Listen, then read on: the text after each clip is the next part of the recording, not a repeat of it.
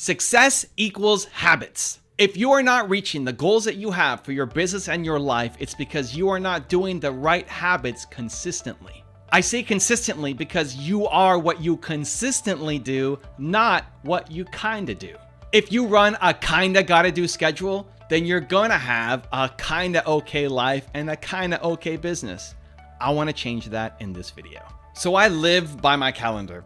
I think it's one of the greatest tools you can ever have, that when you have something that you want to accomplish in your life, in your business, that it's in your calendar. Because if it's not in your calendar, it just remains one of these someday I will do something, but you never actually take action on it. And it's one of the biggest mistakes that people make after getting inspired, motivated. You watch a video like this, you go to a conference, you listen to a podcast, like that was amazing, so much fire. And you might be on fire for the rest of the day, but then you don't follow through because it's not in your calendar. Show me your biggest goals in life and business. Tell me what they are. If I was going to charge $100,000 for an hour of coaching with you, right? This is what I would focus on. What are your big goals? And show me in your calendar where you are spending your time. For too many people, they don't line up. For too many people, they have these ambitions and great ideas, but they just stay ideas and ambitions because it's never actually in your calendar. And so if you don't put the big things in your calendar, you'll never accomplish them. The little things will take over your life. For too many of us, the little things have taken over. And it's not that they're not important, because they are, but small in importance. And so you can tell yourself, I did so much, look at how much I did. But then you look back on the week, it's like, what did I actually do? I was busy the whole week, but did I move forward any of my goals or ambitions? Probably not. This is a problem. So for me, I like having different things on different days. On Tuesday, I make videos. This is a Tuesday for me. This video may not be released on a Tuesday, but I'm recording it on a Tuesday, because Tuesday I am making YouTube videos because I want to grow my YouTube impact, because I want to reach 500 million people, 1 billion people, right? I want to reach the world. And I think YouTube's the best way to do it right now. And so great. It's amazing to have that ambition. Show me in your calendar where you're spending your time. Well, all day Tuesday, I'm making videos. Wednesday is my project day. Thursday is my public-facing interview day. Friday is my CEO day. Saturday is my fun day with my wife, right? This impacts your personal life as well. Saturday, I'm planning the entire day for my wife that has fun surprises where there's no work happening, not even going to Costco. No, Costco is not fun for me, so we're not going to Costco. Sunday is family admin day, where that's Costco day. That's buy a new couch day. That's do the laundry day. That's whatever needs to be done for the family. And then Monday is mentoring day, spending that with my team, right? I look at my calendar, and this is what you can do. Look at your calendar every week and see what's ahead for the week. Is there a structure to it? If you looked at that calendar and stepped above it and said, if I did these things, will I move closer to accomplishing my goals? Will I make progress? It's not that you're going to hit your goal by just spending a week working on something. You won't. But will you make progress towards it? Is there growth? Is there achievement happening? And for too many people, it's a no, and I think you should change that. Okay, so how do we do it? How do we fix our schedule? How do we start actually living the life that will lead us to accomplishing our goals? I have a 3-step process. Let's go through it now. Step number 1 is eliminate, automate, delegate. So take a good look at what you're doing and how many of them should you not even be doing at all, right? I mean, the whole idea is here we need to free up your time to work on the things that are actually worth you working on. And part of that is I need to stop doing things completely. There are some things that you are doing right now that you shouldn't even be doing.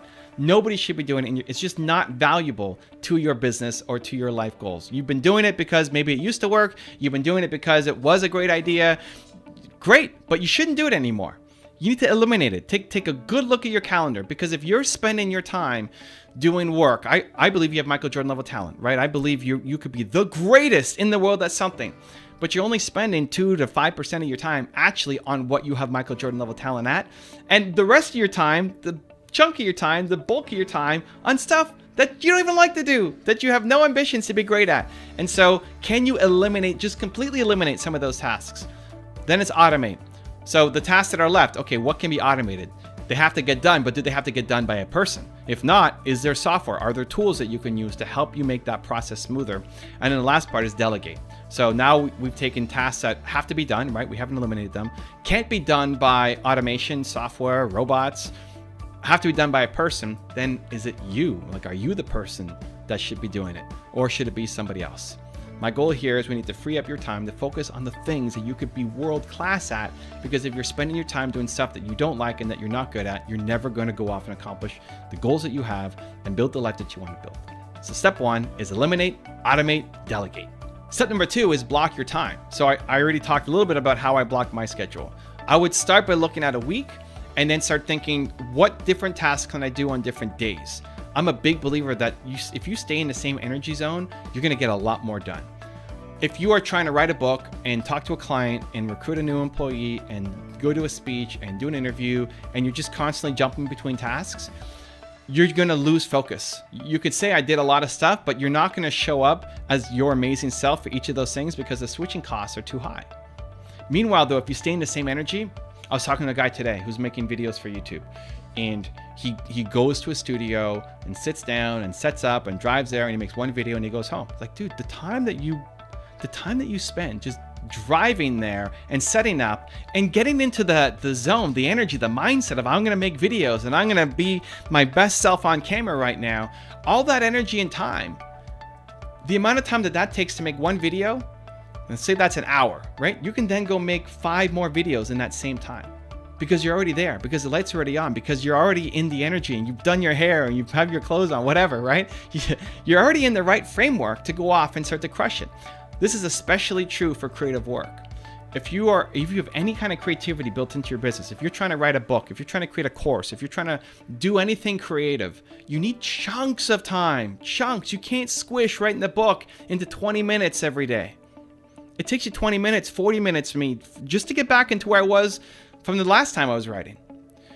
And so really start to look at where can I block off big chunks of my time, ideally having different days to do different things, and starting to run a no crisis business, right? I like to run a no crisis business that when I'm with you, I will crush it for you. I will be focused. I will be on point. I will give you insane value when we're together.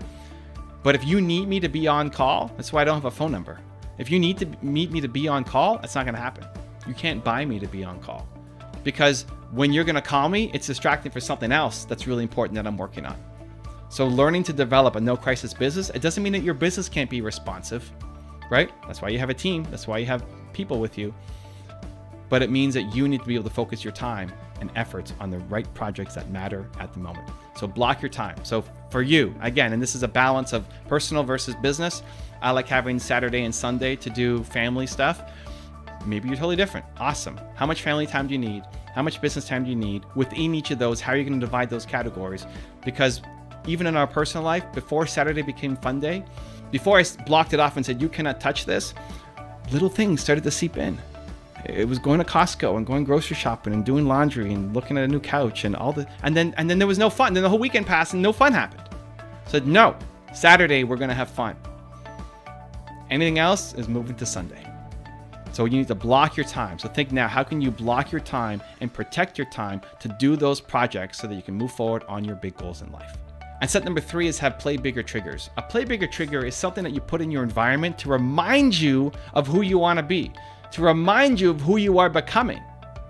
And so easy starts are your physical environment, right? I have these people up on my wall for a reason. From Steve Jobs, A.P. Giannini, my parents, Howard Schultz, Kanye West, they're all here for a reason. I walk in here and boom, I get hit in the face with these guys, right? Every day. This may not mean something to you. Although some people ask, how do I buy those prints? It's like, you want to buy a print of my parents? Kind of weird. Set up your environment. It's a play bigger trigger. You set it up once and then it reminds you every day to play bigger. From what you wear. I put this on and I feel like a superhero. This is my superhero costume, right? I got it with the deep hoodie. I love it. You may not like it. I love it, right? Awesome. What's on the background of your phone? What's on the background of your computer? What are the videos that you watch every single day? The channels you subscribe to, the podcasts you listen to. Have play bigger triggers in your environment that force you to remind yourself to be the person that you want to be. Because if you had Brendan Burchard or Evan Carmichael, whoever it was in your life every day watching your every move, we would force you to get better. It would happen. But you let yourself off the hook too often. We don't have Brendan or Evan kind of right next to us watching every move and telling us what to do. But you can create a version of it by having an office environment, by creating the play bigger triggers. And so know, especially where you let yourself down, especially where you give yourself a break, especially where you play small when you don't want to, where are you? Are you in your office or in the bedroom? Are you in the kitchen? Are you in the car? Like, where are you? And start there. You need a play bigger trigger to remind yourself of the person that you are becoming. It's the power of play bigger triggers. If you want another Evan rant video that just might give you the confidence you need, check it out right there next to me. I think you'll enjoy it.